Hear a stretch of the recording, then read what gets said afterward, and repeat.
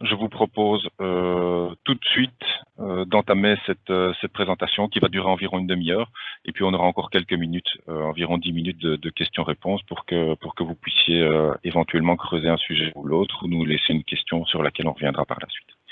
Alors, qu'est-ce que nous avons à l'agenda de cette présentation? 3 thèmes. Le premier sont les services d'échange de données, les services qui sont disponibles aujourd'hui à la BCED dans un premier temps. Dans un second temps, on fera une petite parenthèse sur les services qui ont été développés en 2020. Et donc là, je donnerai un peu plus d'informations sur ce qui est disponible. Et finalement, je terminerai dans la 3e partie sur les services qui sont prévus pour cette année 2021. Une fois qu'on aura terminé cette partie sur les services, on passera sur la relation qu'on a entre vous et nous, entre la BCED et ses clients, et on évoquera rapidement le protocole qu'on essaie de mettre en place avec vous dans le cadre des projets d'échange de données.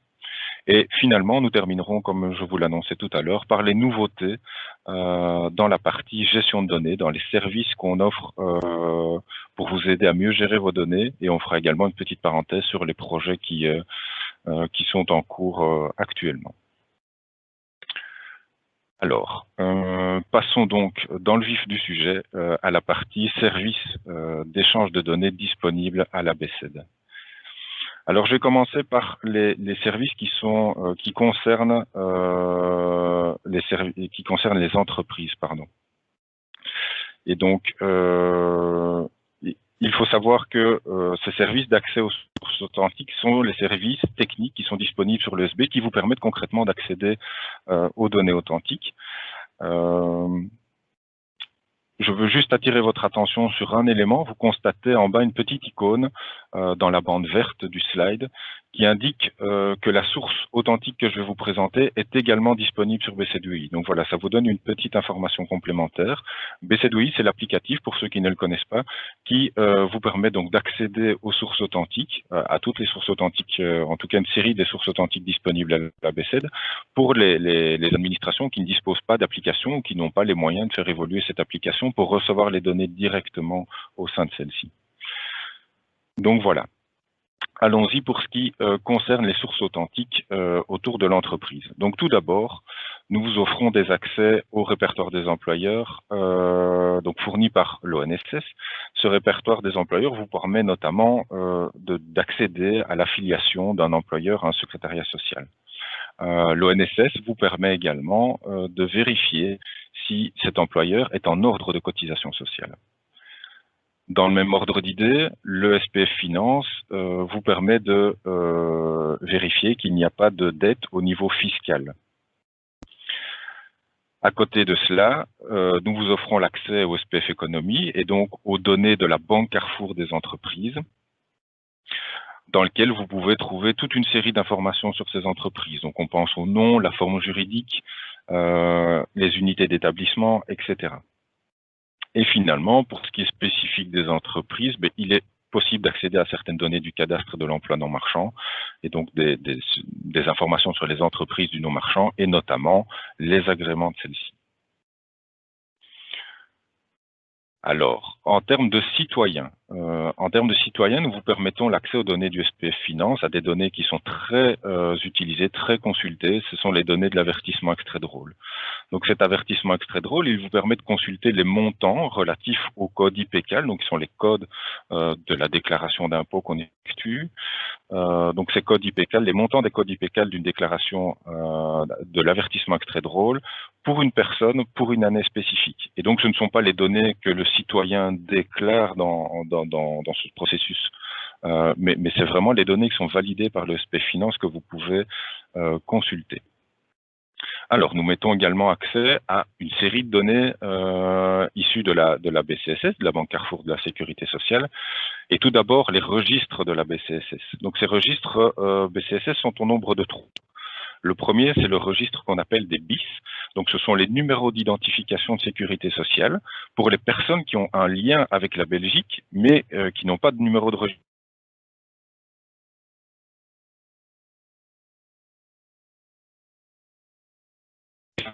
d'origine. Donc elles se trouvent en Belgique parce qu'elles travaillent, par exemple, ce sont les travailleurs transfrontaliers, parce qu'elles étudient, les étudiants qui sont là temporairement dans notre pays, ou encore des personnes qui disposent d'un bien en Belgique, mais qui vivent à l'étranger.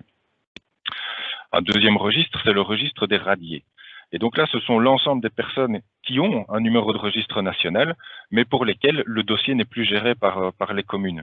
Et donc ces personnes-là ont quitté la Belgique pour partir à l'étranger. Ce sont toutes ces personnes qui sont parties à l'étranger, à l'exception des personnes qui exercent des fonctions diplomatiques, où là, elles sont toujours accessibles dans le registre national. Et finalement, le troisième registre, c'est le registre des liens.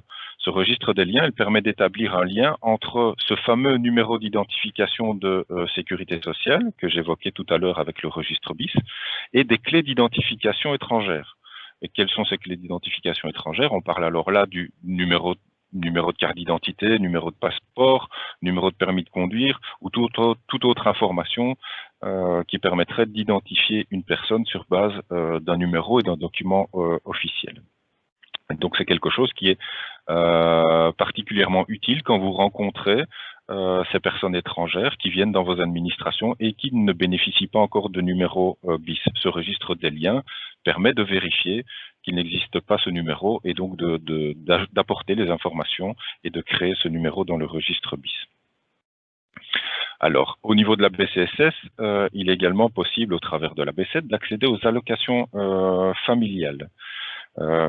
Les allocations familiales, cela vous permet d'avoir un aperçu standardisé des différents dossiers d'allocation, et ce, quel que soit l'organisme qui gère ce dossier.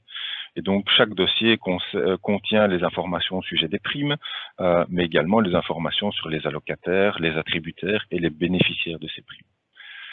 Et finalement, vous pouvez accéder aux bénéficiaires de l'intervention majorée. Ça, c'était pour la BCSS. Alors, je passe maintenant au SPF Sécurité Sociale. Le SPF Sécurité Sociale vous permet d'accéder aux données handicap, donc concernant une personne.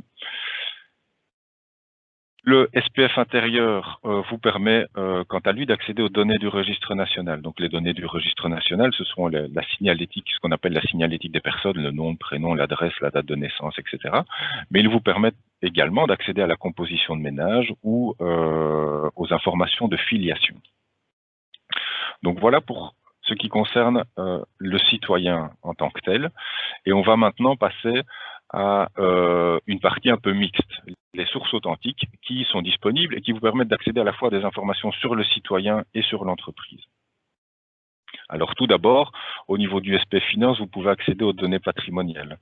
Donc les données patrimoniales sont les données cadastrales, les données qui décrivent une parcelle, mais vous pouvez également, outre les données de la parcelle, pouvoir consulter les informations du propriétaire de cette parcelle. Au niveau de la Banque Carrefour des entreprises, donc j'évoquais tout à l'heure toute une série d'informations sur les entreprises, eh bien sachez que vous pouvez également consulter les fonctions exercées par des personnes au sein d'une entreprise. C'est ce qu'on appelle les données privées de la Banque Carrefour des entreprises. Il est aussi possible de consulter les données relatives aux travailleurs indépendants. Donc au travers de l'INASTI, l'Institut national d'assurance sociale pour les travailleurs indépendants. Vous pouvez notamment y trouver les catégories de cotisation d'un travailleur, mais aussi le lien entre ces catégories, le travailleur et l'entreprise. Sachez qu'il vous est également possible, et je n'y reviendrai pas, c'est une nouveauté, de pouvoir consulter l'ensemble des cotisations d'un même travailleur. Au niveau du SPF Mobilité et Transport, nous vous permettons l'accès à la direction d'immatriculation des véhicules, plus connue sous le nom de l'ADIV. Et donc l'ADIV vous permet d'accéder à deux types d'informations. D'une part, les informations concernant le véhicule, donc c'est toutes les caractéristiques techniques, les caractéristiques environnementales et j'en passe. Mais il vous permet également, tout comme le SPF Finance pour les données cadastrales, de faire le lien entre un véhicule et un propriétaire de ce véhicule.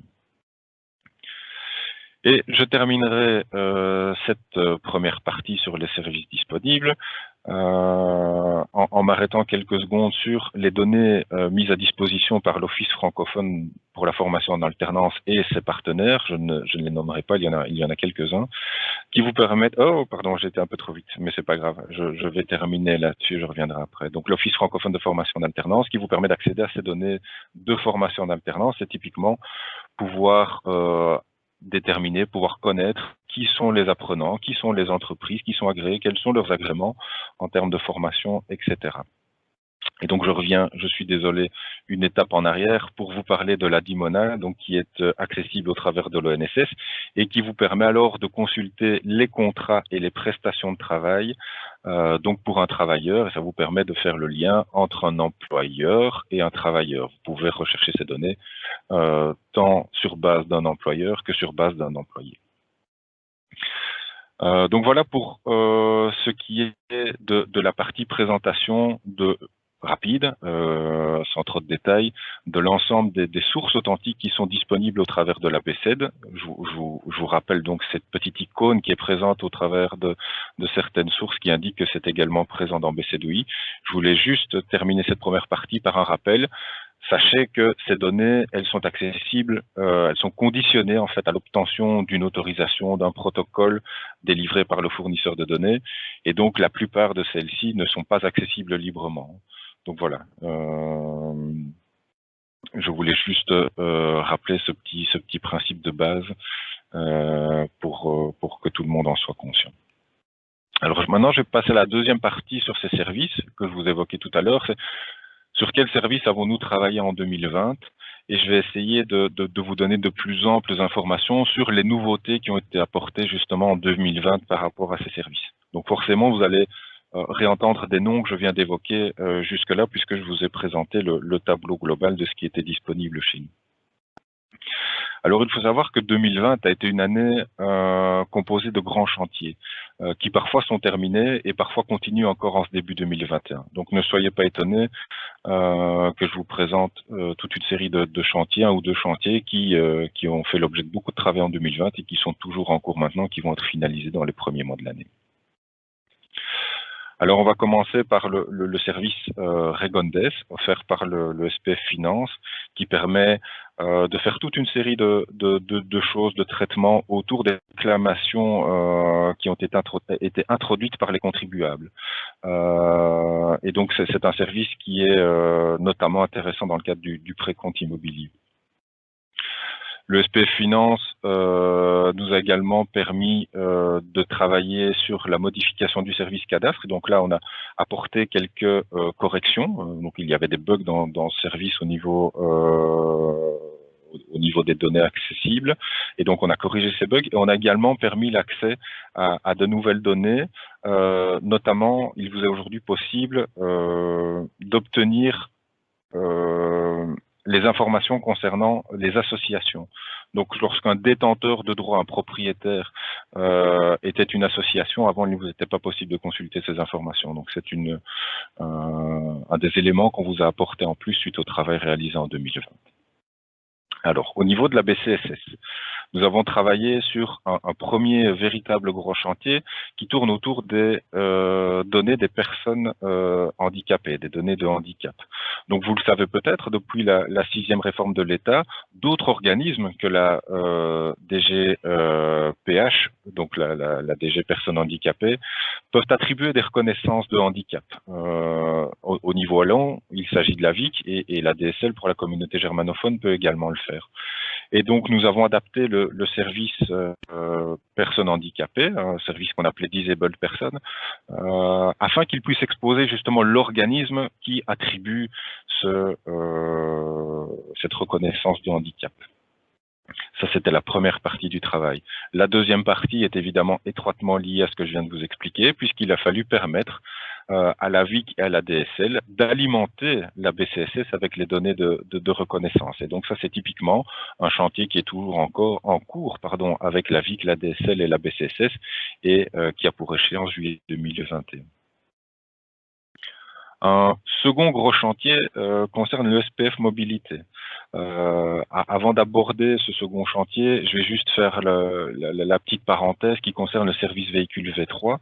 Donc il faut savoir que ce service véhicule V3 qui a été adapté en 2020, avant d'entamer ce gros chantier dont je vais vous parler juste après. Et cette petite modification effectuée sur le service véhicule V3 vous permet d'accéder aux données appelées données techniques EV pour Initial Vehicle Information, qui vous donne des informations plus détaillées que ce que vous aviez auparavant. Et donc ça détaille par exemple le nombre de portes, la vitesse maximum du véhicule, ce genre de choses. Donc voilà. À côté de cette petite modification, on a donc entamé un gros chantier qui est lié à une modification technologique réalisée par la DIV sur ces systèmes et donc qui oblige, qui contraint tous les utilisateurs des données de la DIV d'entamer certains changements. Et donc, un des gros changements apportés par la DIV, au-delà de ce changement de technologie, c'est d'arrêter d'effectuer des transferts de fichiers et d'arrêter de mettre à disposition les web services traditionnels qu'on exposait jusque-là. Et donc, nous avons dû développer ce service dans cette nouvelle technologie pour que tous les consommateurs intéressés, tous les services qui utilisent ces données-là, qui les consomment aujourd'hui, puissent poursuivre leurs accès au-delà du 30 mai 2021, date à laquelle la DIV va couper ces anciennes technologies pour se concentrer et conserver uniquement ces nouveaux services. Et donc voilà, certains le savent, ça a un impact fort sur les consommateurs puisqu'il y a une échéance forte ici à fin mai. Ça, c'était le deuxième gros chantier de 2020. Le troisième gros chantier est un chantier dont on parle depuis des années, pour lequel nous sommes en attente, tout comme les administrations intéressées depuis bon nombre d'années. Et ce chantier porte sur la DMFA, donc ce qu'on appelle déclaration multifonctionnelle.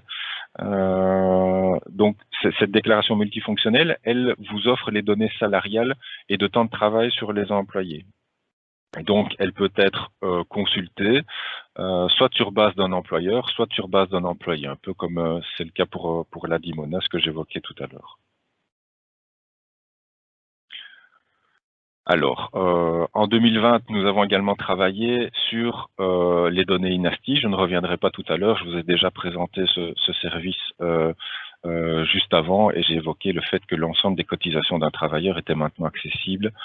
C'était l'objet de la modification donc en 2020.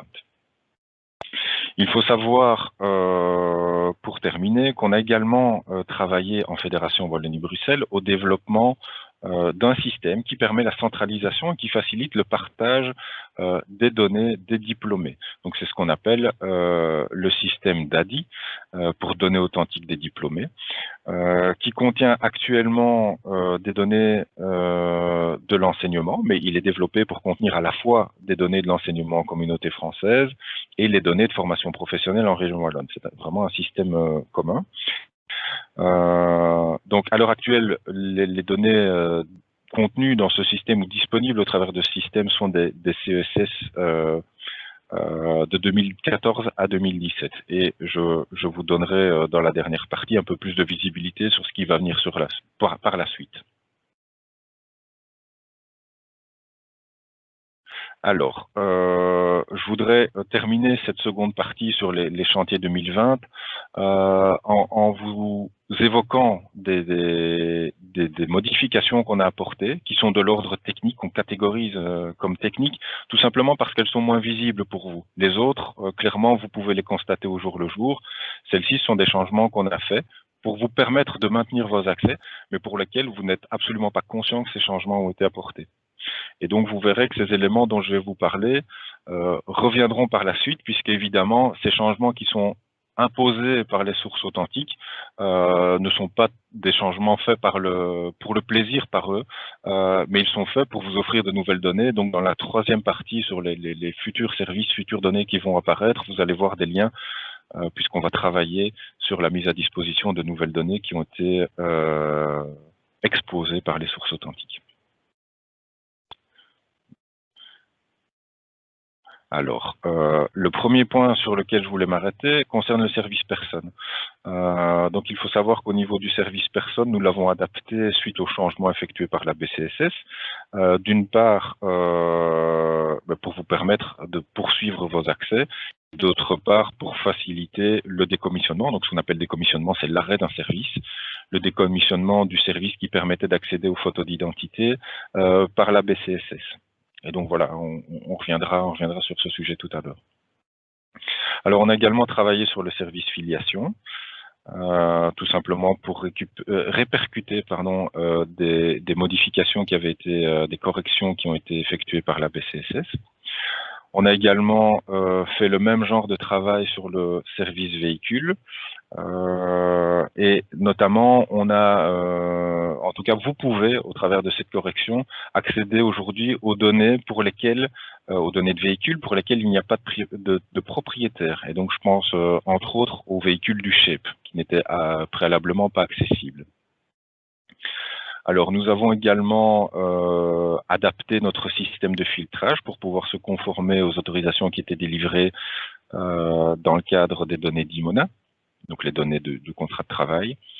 Et nous avons également assuré le suivi du décommissionnement de l'ancienne infrastructure, donc une ancienne infrastructure du DETIC, par laquelle vous passiez pour accéder à des données. Et donc là, il y a toute une série d'administrations qui vont s'y retrouver là-dedans, parce qu'elles ont été concernées, elles ont dû migrer vers la nouvelle infrastructure et vers de nouveaux services pour pouvoir maintenir leurs accès. Donc voilà qui termine la partie qui avait pour but de vous expliquer un peu ce sur quoi on avait travaillé en 2020 et vous expliquer les nouvelles données qui étaient accessibles grâce à ce travail. Je suis désolé, hop, voilà, je reviens sur ma présentation. Alors, on va entamer la troisième partie de ce premier point à l'agenda sur les réalisations qui sont futures, les futures réalisations qu'on va faire pour vous, donc dans les prochaines semaines, prochains mois. Je vais commencer par tout d'abord les modifications de services qui sont existants. Donc là, ce sont vraiment des services que vous connaissez peut-être, ou en tout cas qui sont déjà accessibles chez nous. Et je ferai une seconde partie sur les totales nouveautés, des services qui ne sont pas encore accessibles et qui vous seront offerts. Alors, il faut savoir qu'une nouvelle version du service cadastre va être développée courant 2021. Elle va vous offrir plus de données que ce qui était disponible avant, mais également de nouvelles méthodes d'interrogation pour faciliter la consultation des données cadastrales. Alors, vous avez également le service personne qui va faire l'objet de plusieurs adaptations qui découlent des changements apportés par la BCSS.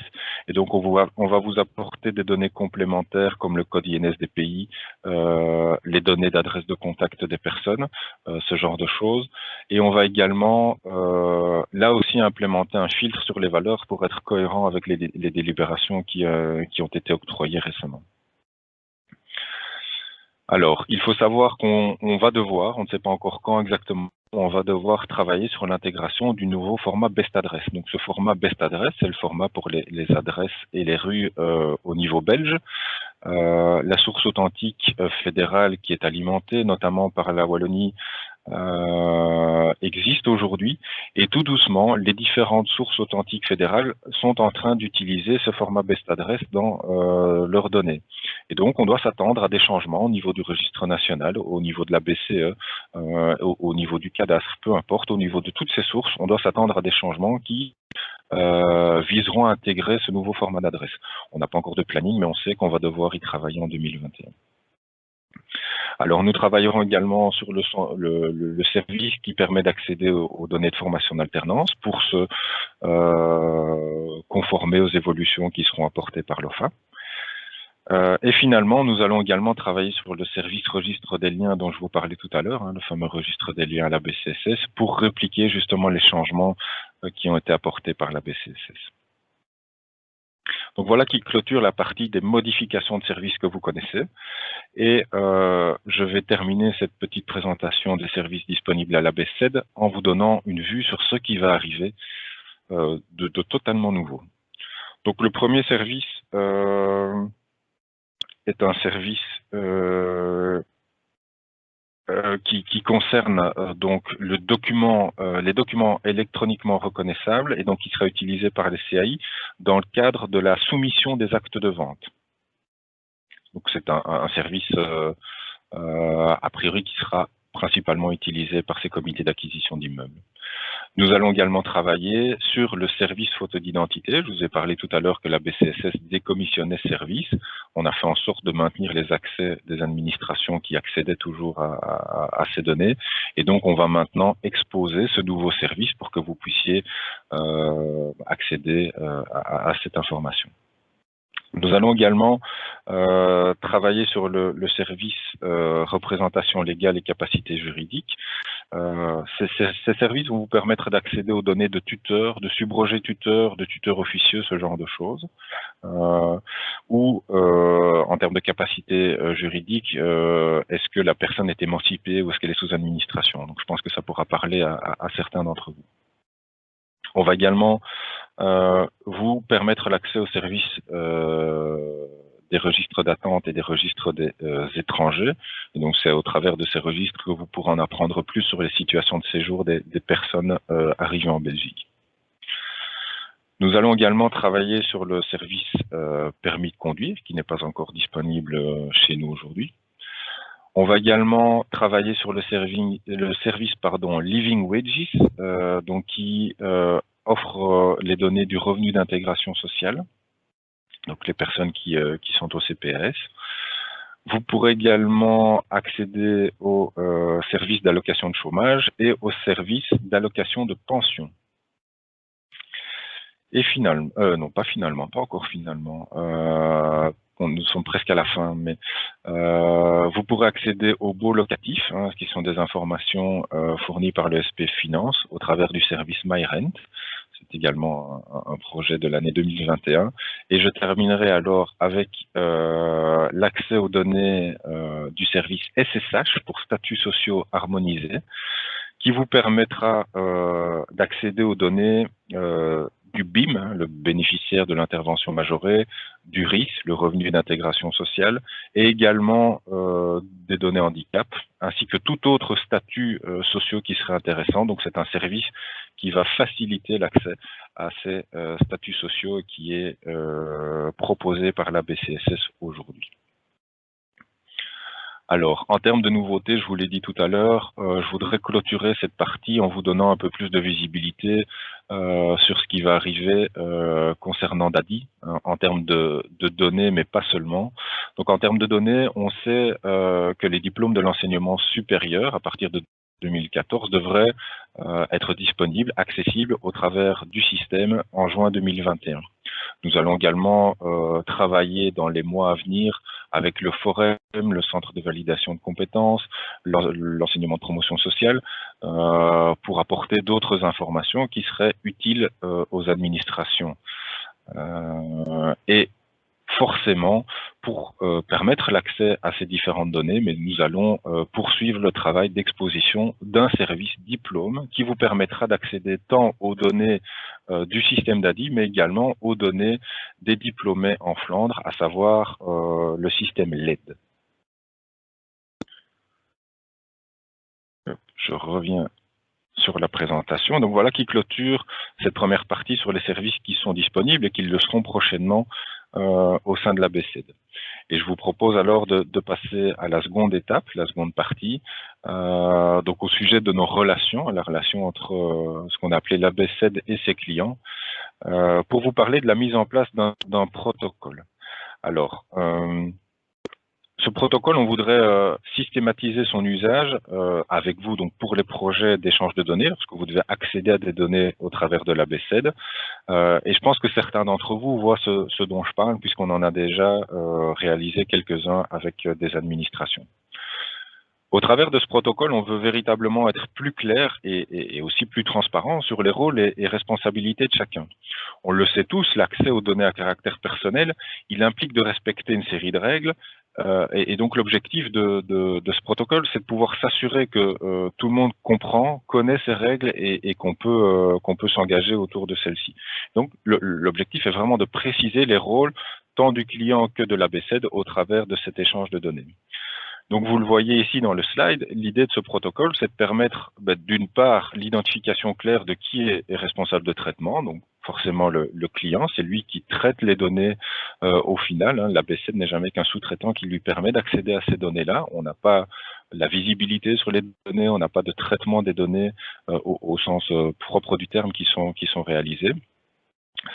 Mais ça nous permettrait également de savoir qui sont les sous-traitants qui, pour le client, réalisent le travail, le traitement des données. Ça nous permettrait également de délimiter le cadre qui décrit dans lequel les accès aux données se font. Et donc là, on y reviendra dans quelques slides. Je ne vais pas vous donner de plus en plus d'informations maintenant. Le troisième objectif de ce protocole, c'est de pouvoir, comme je le disais tout à l'heure, clarifier et partager les obligations de chacun et donc définir ce que prend en charge l'ABC et ce que prend en charge le client, notamment en matière de traces, d'inscription. Et donc voilà, je vous donnerai également un peu plus de contenu sur cette partie-là juste après. Donc l'idée de notre protocole, c'est de pouvoir standardiser celui-ci au maximum. Le standardiser, mais tout en gardant une certaine flexibilité dans la réalisation et dans la mise en œuvre de ce protocole. Et donc pour ce faire, on a mis en place un template qui est doté à la fois de composants sélectionnables en fonction des cas de figure, en fonction de vos projets, et de quelques parties qui sont totalement éditables et qui seront là spécifiques au projet d'échange de données que vous menez avec nous. Donc on ne va pas entrer dans le détail du contenu de ce protocole aujourd'hui, mais je vais simplement le survoler et en quelques secondes vous donner une idée de plus précise de ce qui sera dedans, comme je l'introduisais au slide précédent. Donc tout d'abord, on va retrouver une définition de ce projet, et donc c'est là qu'on va décrire les modalités d'accès. Est-ce qu'on va accéder au travers de BCPI? Est-ce qu'on va accéder au travers d'une application métier à ces données? On va également préciser les web services qui seront utilisés, on va préciser les sources authentiques qui sont consommées et on déterminera les finalités, donc les missions, les raisons légales pour lesquelles vous devez accéder à ces données-là dans le cadre de cette partie. Une seconde partie va préciser les rôles et responsabilités de chacun. Donc, quels seront ces rôles et responsabilités? Donc, pour vous, pour les clients, on va y retrouver des obligations qui concernent l'identification et la gestion des utilisateurs. Donc, en matière d'accès à des données à caractère personnel, l'identification des utilisateurs est vraiment primordiale. Et donc, vous allez retrouver certaines obligations à ce niveau-là.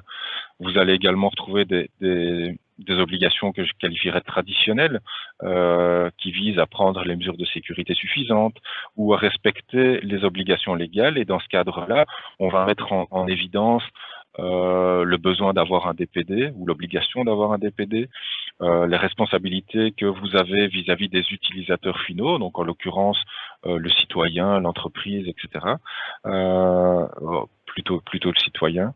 Les obligations que vous avez également d'être en ordre de protocole ou d'autorisation pour accéder à ces données, et évidemment une partie qui nous tient fortement à cœur, les obligations qui concernent la prise d'inscription et la prise de trace. Voilà, je ne vais pas rentrer dans le détail de ces spécificités-là. Certains savent de quoi je parle, d'autres ne le savent pas encore, mais il sera encore temps d'en parler dans le cadre du projet si c'est nécessaire. Alors, pour la BCED, quelles sont ses obligations? C'est évidemment pouvoir apporter du conseil, pouvoir apporter des réponses, des recommandations aux clients d'une part. C'est respecter les spécifications techniques qu'on vous présente au travers de ces services d'accès aux données. Il n'est pas question qu'on les change sans vous avertir. Et donc, on a également des obligations de communication envers vous, vis-à-vis de ces changements, vis-à-vis des incidents, vis-à-vis de tout élément qui pourrait impacter votre travail et la réalisation de vos missions au jour le jour. Au-delà de ça, nous sommes également contraints, tenus de vous apporter le support nécessaire dans le cadre des services qu'on vous offre. Donc voilà, ça vous donne une idée au travers de ces quelques exemples des obligations que vous retrouverez dans ces protocoles, tant pour vous que pour la Banque Carrefour d'échange de données.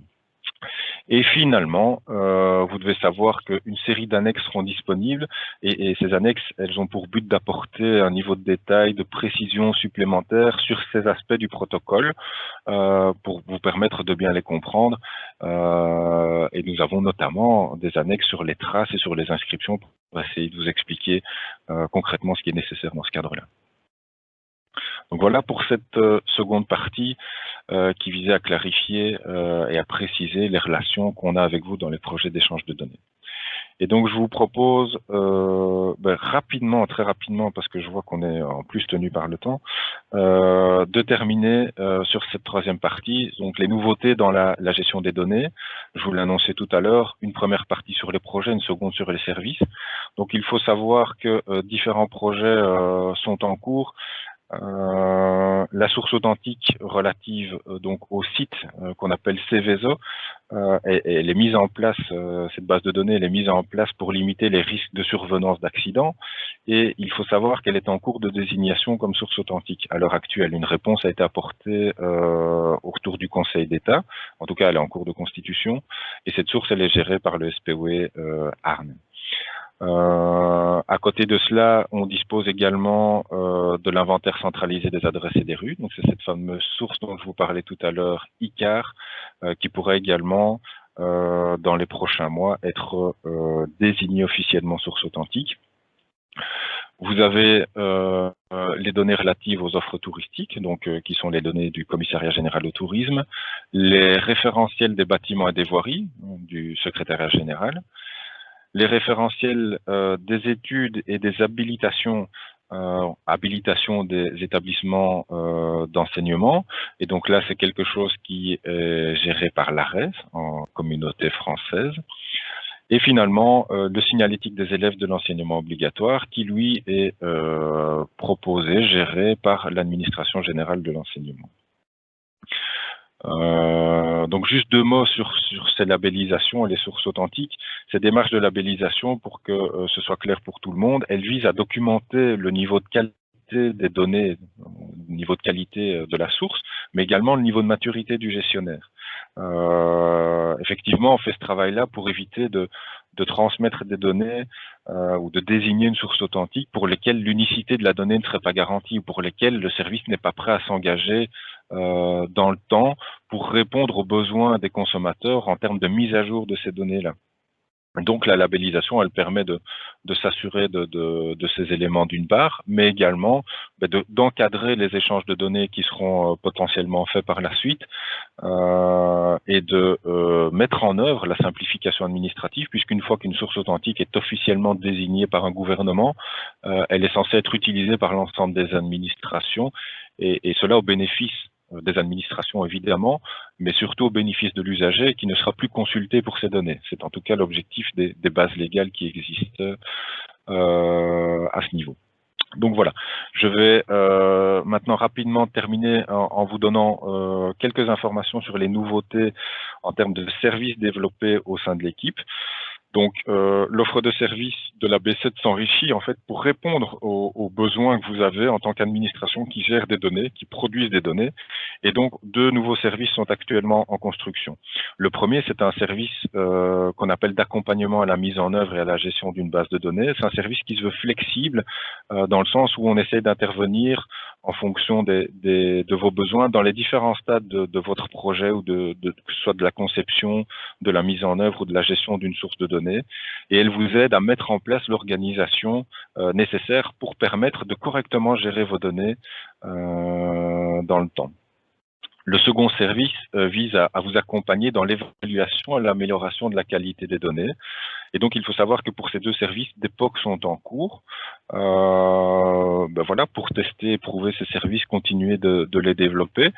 Si ça vous intéresse, sachez que vous pouvez nous contacter au travers de l'adresse support-b7@iwbs.be pour vous manifester si cela vous intéresse et on pourra discuter ensemble et voir si c'est pertinent.